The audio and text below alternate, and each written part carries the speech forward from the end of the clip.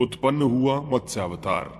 विराट विश्व पर छा जाने और अंतर्धान होने तक एक ही रटन, एक ही ललक संजोए रहा, विस्तार विस्तार विस्तार।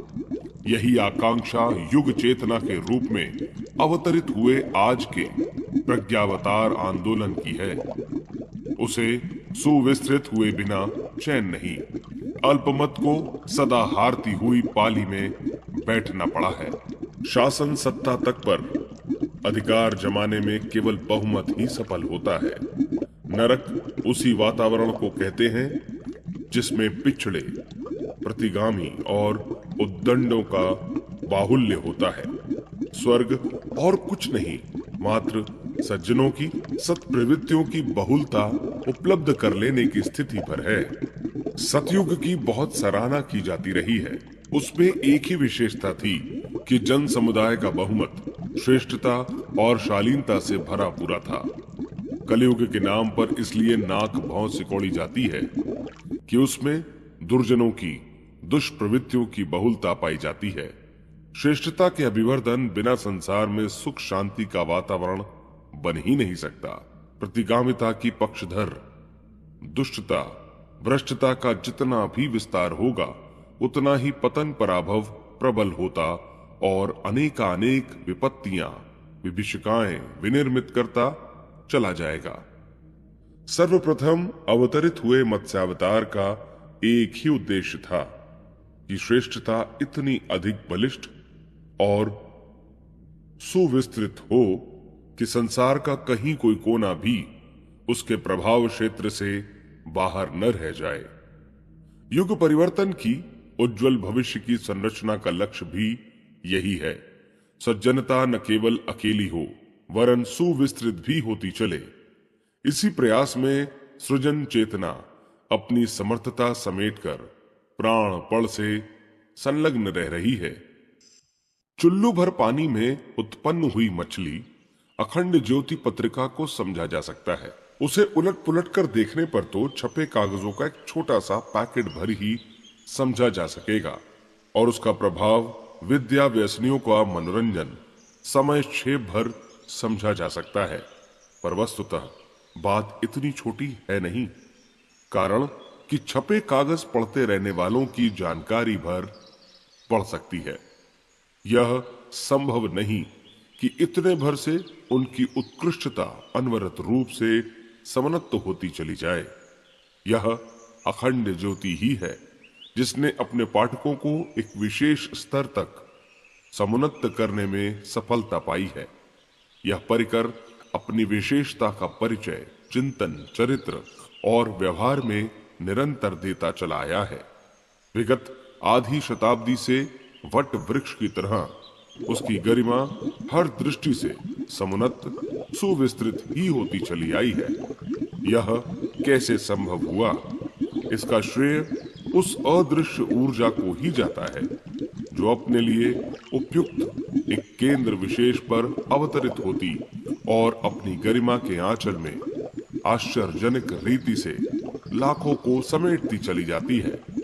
वही करोड़ों को अपनी छत्र छाया में शांति और प्रगति से लाभान्वित होने के लिए आमंत्रित करने का दुस्साहस जैसा उपक्रम अत्यंत उत्साहपूर्वक संजोती और क्रियान्वित करती चली जाती है। पिछले पृष्ठों पर इस मिशन द्वारा जनमानस के परिष्कार एवं सत प्रवृत्ति संवर्धन से संबंधित अनेक क्रियाकलापों का न्यूनतम परिचय प्रस्तुत किया गया है। जो कुछ बन पड़ा या प्रकाश में आया है उसे किसी व्यक्ति विशेष का वर्चस्व या कृतित्व नहीं माना जा सकता। तत्वतः यह अखंड ज्योति परिवार के सदस्यों, घटकों का सामूहिक पुरुषार्थ अनुदान है। व्यक्ति विशेष के लिए इतना कुछ कर दिखाना एक प्रकार से असंभव ही समझा जा सकता है। श्रेय यदि मत्स्यावतार, प्रज्ञावतार को देना हो तो इसी बात को यूं भी समझा जा सकता है कि टेलीविजन के बोलते दृश्य चित्रों का उच्चारण प्रसारण किसी एक विशेष केंद्र से होता है।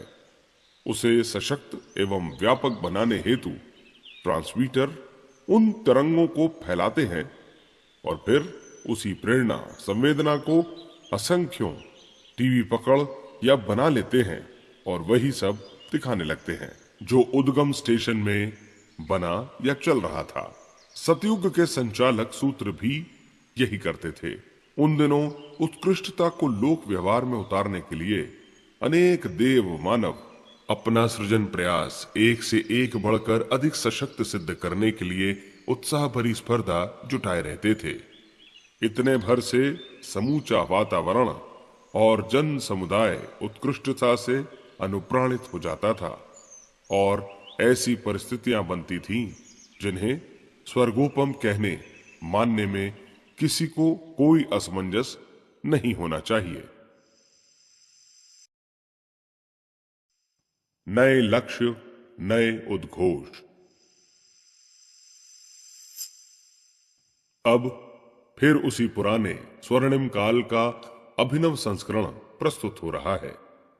सूत्र संचालक तो कोई शक्ति ही हो सकती है, पर उस उदयीमान अरुणोदय के प्रभाव से दिशाओं से लेकर विद्याओं और वस्तुओं तक अपने को सुनहरी आभा से आच्छादित अनुभव कर रही है। बात को और भी स्पष्ट करना हो तो यूं भी कहा और समझा जा सकता है कि सृजन की प्रारंभिक ऊर्जा अखंड ज्योति के रूप में अवतरित हुई है। वह अपने सूत्रों के साथ जुड़े हुए अनेक घटकों पाठकों को तदनुरूप बढ़ने ढलने के लिए बाधित एवं अनुप्राणित कर रही है। 21वीं सदी उज्जवल भविष्य का नारा इसी परिकर से उठा और दिग दिंगत में प्रतिध्वनित हुआ है।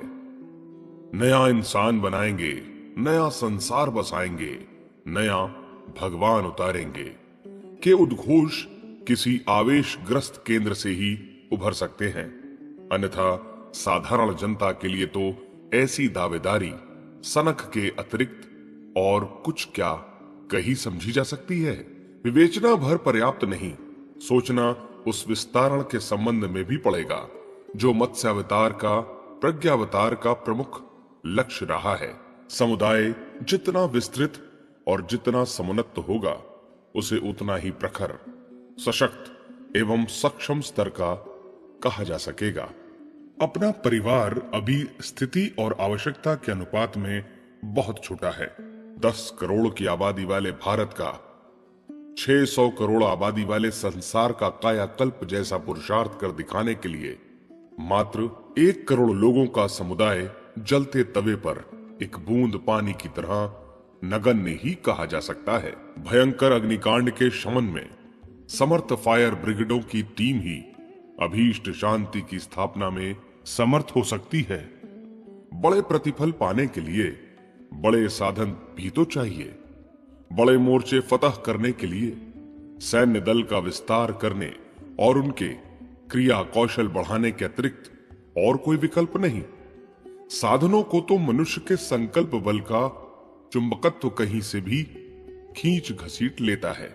मिशन की पत्रिकाओं के पाठक 25 लाख हैं। उस छोटी मंडली द्वारा युग का गोवर्धन उठेगा नहीं। संख्या और क्षमता अनेक गुनी बढ़ाने की आवश्यकता है। संसार भर की सैन्य शक्ति 1 करोड़ सैनिकों से कम नहीं, जिनका काम लड़ना भर है, पर जिन्हें सृजन प्रयोजन वहन करना पड़े, उनकी संख्या एवं क्षमता तो और भी अधिक होनी चाहिए।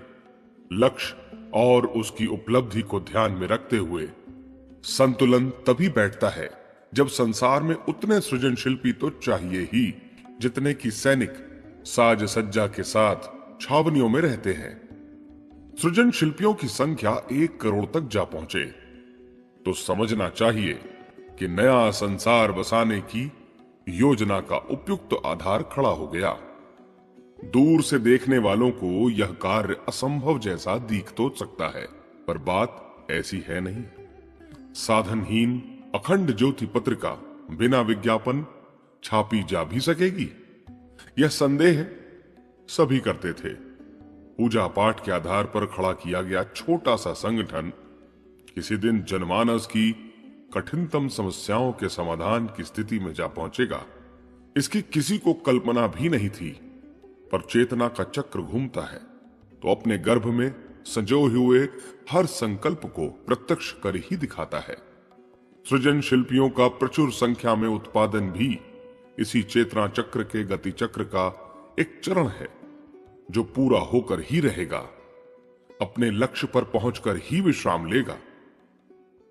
बड़े काम भी प्रायः छोटे बीज के रूप में ही बढ़ते और क्रमशः विस्तार करते हुए वर्षा के बादलों की तरह सुविस्तृत आकाश पर छा जाने की सफलता प्राप्त करते हैं। आरंभ में अखंड ज्योति का प्रथम अंक 500 की संख्या में छपा था। बाद में वह युग की आवश्यकता का पक्षधर सिद्ध होने के कारण मानवीय गौरव गरिमा द्वारा मान्यता मिलने पर सहज विस्तार की गति पकड़ता गया और अब इतना विस्तार कर सका जिसे अपनी शैली के क्षेत्र में अनुपम एवं अद्भुत ही कहा जा सकता है। क्या आगे यह प्रगति क्रम रुक जाएगा? क्या लंबी मंजिल पार करने का लक्ष्य बनाकर चलने वाला कारवां कुछ मील पर ही थक कर आगे न चल सकने की असमर्थता प्रकट करने पर पैर पसार देगा? आशंका ऐसी ही दिखने पर भी किसी को यह विश्वास नहीं करना चाहिए कि जिस समर्थ सत्ता ने यह सरंजाम जुटाया है वह पानी के बुलबुले की तरह अपने उत्साह का समापन कर बैठेगा। यह विस्तार क्रम रुकने वाला ही नहीं है। नियति के निर्धारण पूरे होकर ही रहेंगे। समय की मांग के अनुरूप पुरुषार्थ। युग संधि की इस बेला में वातावरण क्रमशः अधिक गर्म होता जा रहा है। सृजन शिल्पियों का उत्साह, साहस और पुरुषार्थ किसी सशक्त फव्वारे की तरह उछल और मचल रहा है। निर्धारित गतिविधियां तीव्र से तीव्रतम होती जा रही हैं। ऐसी दशा में विस्तार का आरंभिक तंत्र भी बहुत गति से अग्रसर होना चाहिए। अखंड ज्योति परिजनों की संख्या बढ़ने का क्रम रुकना नहीं चाहिए। इस दिशा में इस वर्ष का सीमित लक्ष्य यह है कि 1 से 5, 5 से 25 बनने वाली गुणन अभिवर्धन प्रक्रिया में कहीं कोई व्यवधान पड़ना नहीं चाहिए। अखंड ज्योति के पाठक इस परंपरा को निष्ठापूर्वक निभाते रहे हैं। पहुंचने वाला हर अंक कम से कम 5 लोगों तक पढ़ा जाता रहे। इसी आधार पर तो 5 लाख के परिकर को अनुपाठकों समेत 25 लाख गिना और अपने परिकर को इतना बड़ा कहा, माना और समझा जाता है। अब एक ऊंची छलांग लगाने का दूसरा सोपान नई चुनौती लेकर सामने आ खड़ा हुआ है। 1 से 5 का सिलसिला मुद्दतों से चलता रहा है। वे अनुपाठक जो दूसरों से मांग कर अपनी जिज्ञासा शांत करते रहे हैं, अब उन्हें बचपन वाली सहायता पर निर्भर रहने की प्रकृति छोड़नी चाहिए और तरुणों जैसी वह रीति नीति अपनानी चाहिए जिसमें देना और बढ़ाना ही कर्तव्य बनकर लद पड़ता है और बढ़े चढ़े पुरुषार्थ की अपेक्षा करता है। एक सदस्य 5 अनुपाठकों की सहायता करता है। अब अनुपाठकों को एक कदम बढ़ाकर सघन आत्मीयता बनाने के अनुबंध में बंधना चाहिए। स्वयं पूर्ण सदस्य बनना चाहिए और अपनी अपनी पत्रिका के 5-5 अनुपाठक बनाकर 5 से 25 वाला विस्तार क्रम पूरा कर दिखाना चाहिए। इन दिनों अखंड ज्योति का हर सदस्य और 4 नए सदस्य बनाकर अपनी मंडली 5 की गठित करें। इससे अनुपाठक तो 25 सहज ही हो जाएंगे। इस अभिनव विस्तार के चरण को एक नियमित प्रज्ञा मंडल का गठन ही कह सकते हैं। 5 सदस्य इस प्रकार 4-4 नए साथी बनाकर 25 की मंडली के सूत्र संचालक बन सकते हैं। आज के सदस्य कल स्वयं ही एक प्रज्ञा मंडल के जन्मदाता कहलाने लगेंगे। इतने भर से मिशन एक ही छलांग में, एक ही वर्ष में अपना 5 गुना विस्तार कर लेगा और अब तक जिस क्रम से सृजन संकल्प पूरा होता रहा है उसकी तुलना में अगले ही दिनों विकास उपक्रम में 5 गुनी अभिवृद्धि हो जाएगी। इसी बात को दूसरे शब्दों में यूं भी कहा जा सकता है कि जिस गति से पिछले दिनों गतिशीलता का उपक्रम रहा है उसकी तुलना में अगले दिनों प्रगति का अनुपात 5 गुना अधिक बढ़ जाएगा। वह सब कार्य 1 वर्ष में ही बन पड़ेगा, जिसे पिछली सफलता की तुलना में 5 गुना अधिक तीव्र गति से चलने वाली प्रगति कहा जा सके। युग संधि के शेष अगले वर्षों में ऐसी ही सहकारिता का परिचय देते हुए हम उस लक्ष्य तक पहुंच सकेंगे जिससे मनुष्य में देवत्व के उदय और धरती पर स्वर्ग के अवतरण की संभावना का प्रतिपादन किया गया है। 1 से 5, 5 से 25 वाला विस्तार क्रम रखा जा सकेगा। तो कुछ ही छलांगों में हम मत्स्यावतार का उपक्रम अपनाने वाले सच्चे अर्थों में युग साधक बन सकते हैं। नव सृजन के क्षेत्र में मिलजुल कर वह चमत्कार कर दिखा सकते हैं जिसे सुनने में तो सर्वसाधारण रुचि लेते हैं, पर व्यवहार में प्रत्यक्ष बन पड़ने की बात को संदेह एवं असमंजस जैसा ही कुछ मानते हैं। उपरोक्त निर्धारण के अनुसार वर्तमान सदस्य यदि 4 नए सदस्य बना लेंगे तो अपने प्रज्ञा मंडल के एक समर्थ सूत्र संचालक बन जाएंगे। उनमें से 5-5 अनुपाठक मिलाकर 25 का एक समुदाय बन जाएगा और उसकी संयुक्त शक्ति से कुछ ऐसा बन पड़ने की संभावना उग सकती है जिसे 24 अवतारों, 24 देवताओं, 24 ऋषियों, 24 देवियों ने मिलजुल कर एक समग्र अध्यात्म विज्ञान की संरचना की थी और नर वानरों के समूह को मानवीय गरिमा से सुसंपन्न ईश्वर का राजकुमार बनाने का करिश्मा दिखाया था। हमें अपनी 25 की छोटी मंडली को भी ऐसा ही मानकर चलना चाहिए कि बंदर जैसी दिख पड़ने पर भी हनुमान जैसे पराक्रम में समर्थ हो सकेगी। समझदारी शंका में नहीं, सहयोग में है। यहां किसी को भी चंदन में दुर्गंध ढूंढ निकालने का भ्रम जंजाल नहीं संजोना चाहिए। यह खुले पन्ने हैं कि अखंड ज्योति का मूल्य मात्र कागज, छपाई और पोस्टेज भर का है। किसी का पारिश्रमिक तक इसके मूल्य